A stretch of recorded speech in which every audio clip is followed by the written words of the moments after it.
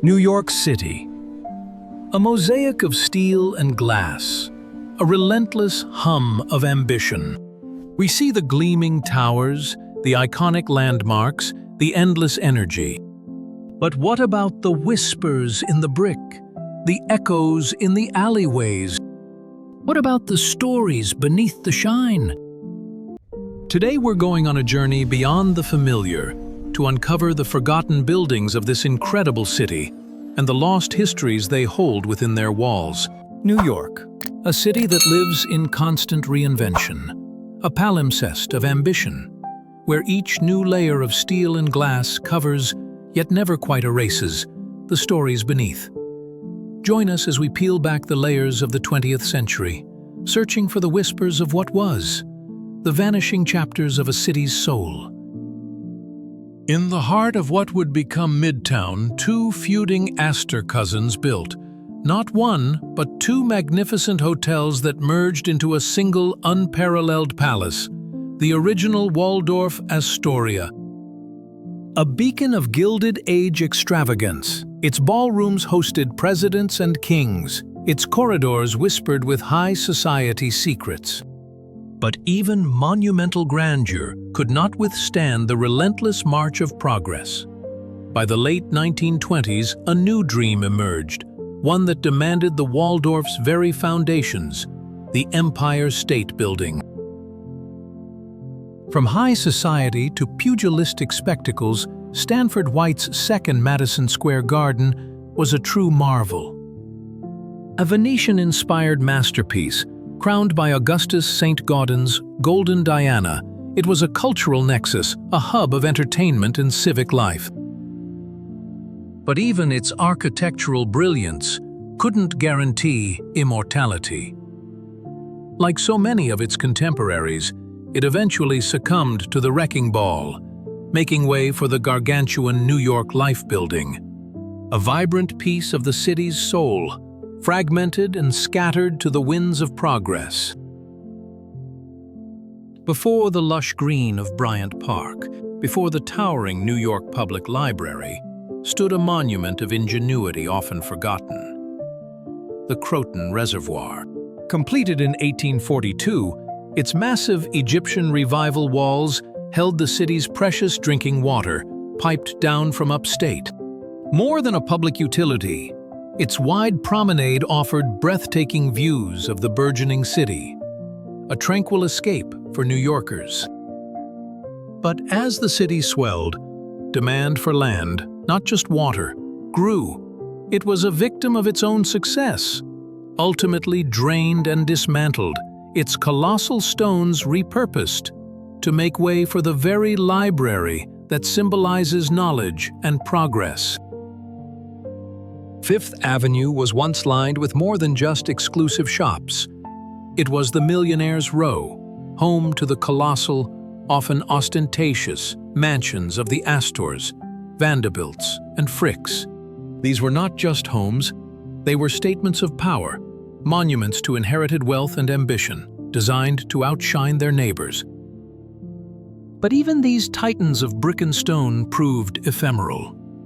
The rise of apartment living, changing social dynamics, and the insatiable hunger for commercial space eventually brought them down one by one. Today, where marble palaces once stood, towering glass and steel cast long shadows, silent witnesses to a bygone era of unparalleled, if fleeting, opulence. The Roaring Twenties weren't just about jazz and prosperity. They were about dreams, writ large on the silver screen. And New York's movie palaces were cathedrals of escapism. The Roxy Theater, a cathedral of the motion picture, epitomized this, seating over 6,000, dazzling with its opulence and grandeur. These were not just cinemas, they were destinations, architectural wonders that transported audiences long before the film even began. Yet tastes changed, economics shifted, and these palaces of dreams met brutal ends, their opulent facades reduced to rubble, making way for corporate towers, or nondescript buildings. Perhaps no single demolition embodies New York's "out with the old" ethos more profoundly than the destruction of the original Pennsylvania station, a magnificent Beaux-Arts temple. Inspired by the baths of Caracalla, it was an architectural masterpiece that greeted millions of travelers with an unparalleled sense of civic grandeur. Its vast, light-filled concourses were more than just passageways. They were thresholds to the nation. But by the 1960s, profit trumped preservation. Its loss became a rallying cry, birthing the modern preservation movement. Yet, below the nondescript Madison Square Garden that stands there today, ghosts of its magnificent infrastructure still linger, whispers of its past grandeur. With prohibition in full swing, hundreds of these illicit establishments, from sophisticated supper clubs to gritty basement dives, flourished across New York. They were architectural chameleons, hiding behind unassuming facades, their entrances often disguised, their interiors bursting with illegal liquor and the pulsating rhythms of jazz. While few of the actual buildings were demolished for their illegal nature, their distinct identities vanished with the repeal of prohibition, swallowed by legal businesses or simply fading into obscurity. The walls that once reverberated with clandestine revelry now stand silent, their secrets buried deep beneath layers of repaint and renovation. The lean years of the Great Depression forced a different kind of architecture, one of necessity, efficiency, and public service. Grandeur gave way to stark functionality. While monumental projects like the George Washington Bridge survived, countless smaller, vital structures of this era, public baths that provided hygiene for thousands, bustling public markets that fed communities, have been erased or so drastically altered that their original purpose is all but forgotten. These were the unsung heroes of the city's resilience, built not for profit, but for survival. Their stories are etched into the very foundations of the city, even if their forms have vanished, their vibrant, noisy pasts replaced by quiet contemplation. Not all forgotten buildings are lost to the wrecking ball. Some are forever marked by tragic events, their histories forever intertwined with human suffering and social change. The Ash Building, a seemingly ordinary loft building near Washington Square Park, became the site of one of New York's most devastating industrial tragedies, the Triangle Shirtwaist Factory Fire of 1911. 146 garment workers, mostly young immigrant women, perished due to locked doors and inadequate fire escapes. While the building stands, its facade now quiet and academic, it remains a silent, somber memorial to the lives lost and the catalyst for profound labor reforms. Its enduring presence serves as a stark reminder that history is not just about triumph, but also about tragedy and the hard-won lessons learned.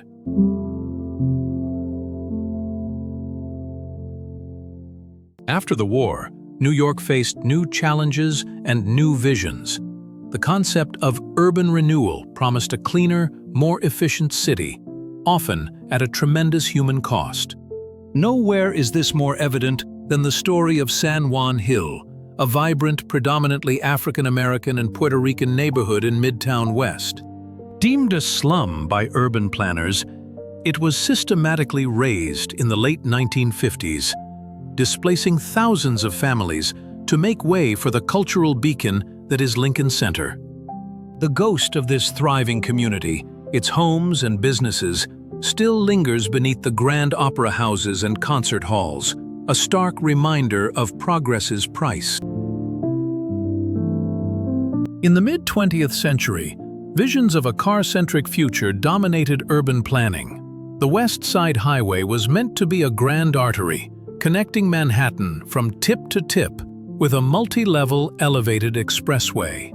Sections of this ambitious project were built, towering concrete structures designed for speed, but it was a dream that never fully materialized.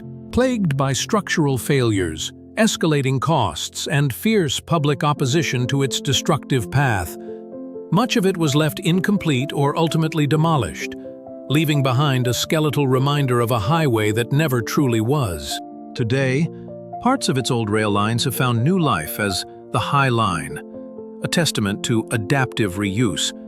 But the ghostly presence of the unbuilt highway still hovers over the west side, a monumental what if. As the jet age dawned, so too did a new kind of architectural wonder: the Grand Airline Terminal. At airports like Idlewild, later JFK, and LaGuardia, designers created temples to flight, expressions of futurism and global aspiration. The Pan Am Worldport, with its iconic flying saucer roof, was a marvel of engineering and a symbol of mid-century optimism. The Pan Am Worldport, with its iconic flying saucer roof, was a marvel of engineering and a symbol of mid-century optimism. These terminals were designed to be both functional and beautiful, offering a glamorous gateway to the world. But the relentless pace of air travel, the need for larger planes and more efficient operations, meant even these modern icons became obsolete. Many were demolished or drastically altered, their sleek lines and soaring spaces now just a memory, overshadowed by the ever-expanding demands of the modern airport.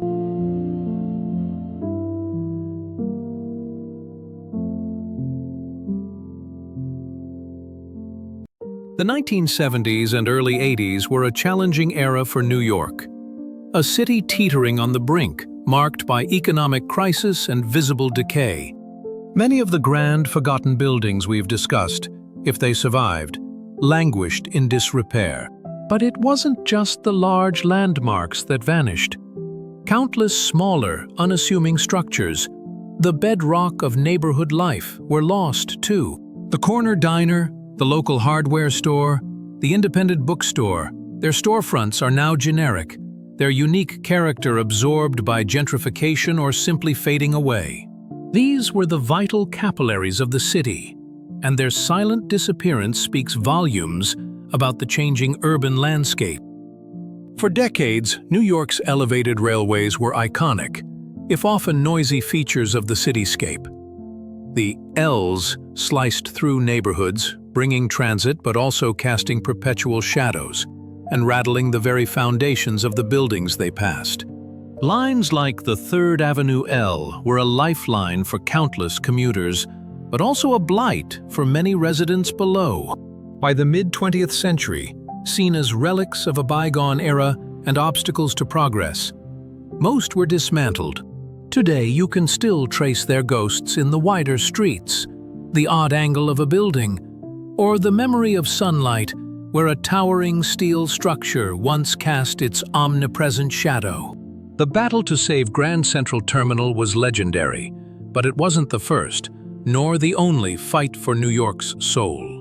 In the 1960s, another architectural gem, the whimsical Victorian Gothic Jefferson Market Courthouse, stood on the brink of demolition, slated to be replaced by an apartment tower. But a tenacious group of local residents, led by activist Margot Gale, rallied against the destruction.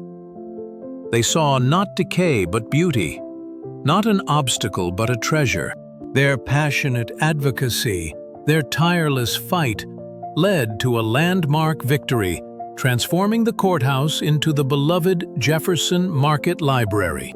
This triumph proved that community could stand against the wrecking ball, offering a blueprint for future preservation efforts, and proving that some forgotten buildings truly could be saved.